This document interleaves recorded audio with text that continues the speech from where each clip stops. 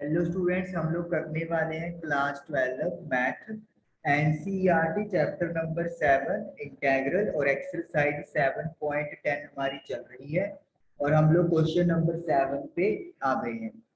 Question number 7 है, हमें 1/x² plus 2x plus 5 का इंटेग्रल फाइंड आउट करना है और लिमिट -1 to 1 दी हुई है। चलिए स्टार्ट करते हैं। सबसे पहले हम लोग कंप्लीटिंग द स्क्वायर मेथड से इसका इंटीग्रल फाइंड आउट करेंगे। और कंप्लीटिंग द स्क्वायर मेथड का मतलब क्या है? x के कोफिशिएंट जैसे यहाँ पे 2 है, उसको 1/2 से मल्टीप्लाई करेंगे तो 1 आ गया और फिर उसका स्क्वायर करेंगे। 1 का स्क्वायर 1 होता है, तो एक बार पहले प्लस का मान लिखेंगे और फिर माइनस का 1 और ये फिर प्लस का जो 5 है वो एज इट इज लिख देंगे। लिमिट -1 से +1 ऑलरेडी हम लोगों को दी हुई है। उसके बाद अगर आप इन फर्स्ट 3 टर्म्स को देखोगे तो यू विल गेट कि a प्लस बी का होल स्क्वायर फॉर्मूला बन रहा है। 5 में से 1 गया, हम लोग 4 लिख देंगे, -1 to 1।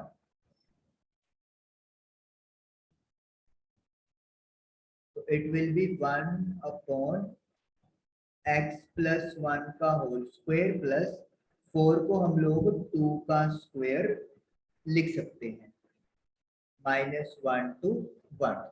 अब हमें पुट क्या करना है?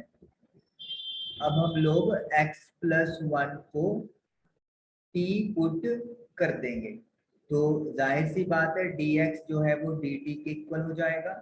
उसके बाद लिमिट का ध्यान रखना है हम लोगों ने। जब x की वैल्यू 1 है तो t will be 1 + 1 that is equal to 2। और जब x की वैल्यू -1 है तो -1 + 1 दैट इज इक्वल टू 0। तो इसका मतलब है कि इंटेग्रल में 1 की जगह पर 2 और -1 की जगह पर 0 आ जाएगा। 1/x + 1 को अपन t लिख देंगे, t का स्क्वायर प्लस 2 का स्क्वायर और dx की जगह पर dt लिख देंगे। तो ये हमारे पास एक इंटीग्रल की प्रॉपर फॉर्म बन गई है। अगर आप लोगों को याद हो ये किस फॉर्मूले से मैच करता है? 1/x² प्लस a² dx से, जिसका इंटीग्रल होता है 1/a tan inverse x/a। Compare करने पर a की वैल्यू हमारे पास 2 के इक्वल है और x की जगह पर t है, तो इसका इंटीग्रल क्या लिखा जाएगा? 1/a। तो a की जगह पर 2 लिख देंगे, देन tan इनवर्स x की जगह पर t है और a की जगह पर 2 है और लिमिट लिखेंगे। अपर लिमिट 2 है और लोअर लिमिट 0 है। 1/2 tan इनवर्स, तो अपर लिमिट पहले 2 पुट करेंगे तो 2/2 माइनस फिर लोअर लिमिट पुट करेंगे that is 0, 0/2। 1/2 as it is, 2/2 cut के क्या हो जाएगा? 1 और tan इनवर्स 0 0 ही होता है। tan इनवर्स 1 की वैल्यू π/4 होती है, क्योंकि हमें पता है 1 एंगल 45 पे होता है, दैट इज π/4। तो इट विल बी π/8। तो हमारा आंसर π/8 आ गया। तो ये इंटीग्रल हमारा डन हुआ question number 7। Now let us do question number 8। Question number 8 में इंटीग्रल है e⁻²x 1/x - 1/2x² dx। तो सबसे पहले हमें क्या करना है? जो 2x है उसे हम लोग t पुट कर लेंगे। लिमिट नहीं लिखी यहाँ पे, लिमिट से आर 1 से 2। तो जब डेरिवेटिव करेंगे तो 2 इंटू एक्स का डेरिवेटिव dx और t का डेरिवेटिव dt, तो यानी कि dx is equal to 1/2 dt लिखा गया।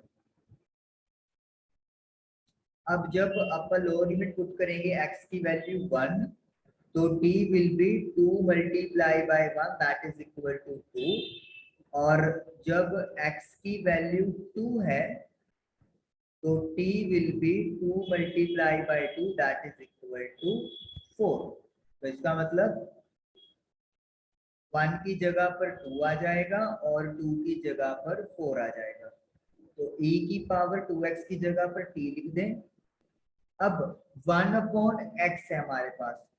अब हमने x की वैल्यू पुट की है t/2, तो यानी कि जब आप इसकी जगह पर t/2 पुट करोगे तो रेसिप्रोकल होकर ये 2/t बन जाएगा।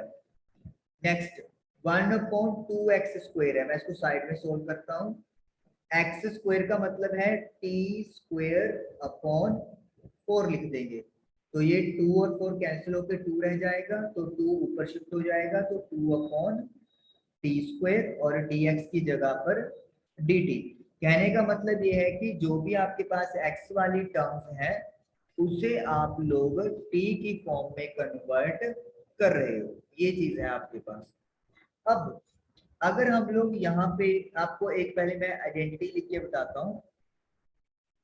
इंटेग्रल वाली एक्सरसाइज में हमारे पास एक फॉर्मूला टाइप ही कहूंगा वो आया था, f(x) प्लस f'(x)। अगर हमारे पास कोई फंक्शन इस फॉर्म में होता है e की पावर x और कोई फंक्शन और उसका डेरिवेटिव, तब इसका सीधा इंटेग्रल e की power x multiply by f(x) होता है plus integration constant that is c। अब देखिए यहाँ पर e की पावर t यानी कि x की जगह पर t है, f(x) यहाँ पे 2/t है, हम लोग ये कह सकते हैं t की जगह x की जगह पर t कह सकते हैं आपका। तो जिसका डेरिवेटिव होगा what will be the derivative, 2 तो कांस्टेंट है और 1/t का डेरिवेटिव आपको पता है -1/t² होता है, तो यानी कि -2/t²। तो यू कैन क्लियरली सी कि 2/t का डेरिवेटिव इसके साथ में एज इट इज पड़ा हुआ है। तो यानी कि ये चीज इस वाले फॉर्मूले को सेटिस्फाई करवा रही है, और अगर इसको फॉर्मूले को सेटिस्फाई करवा रही है तो डायरेक्टली इसका इंटीग्रल क्या लिखा जाएगा, e की पावर x, x की जगह पे तो t है, f(x) किस फंक्शन का डेरिवेटिव पड़ा हुआ है 2/t की जगह पे, तो 2/t लिख देंगे। प्लस c लिखने की जरूरत नहीं है क्योंकि हम लोग डेफिनेट इंटीग्रल कर रहे हैं। तो अपर लिमिट 4 है, लोअर लिमिट 2 है। अब हम लोगों को करना क्या है, अब हम लोगों को वैल्यूज पुट करनी है। तो जो 2 है उसको तो बाहर निकाल देंगे क्योंकि 2 कांस्टेंट है। देन e की पावर t, तो पहले अपर लिमिट पुट करेंगे दैट इज 4/t, t मतलब 4 आ जाएगा। फिर माइनस लोअर लिमिट 2 पुट करेंगे तो e की पावर 2 डिवाइडेड बाय 2 आ जाएगा।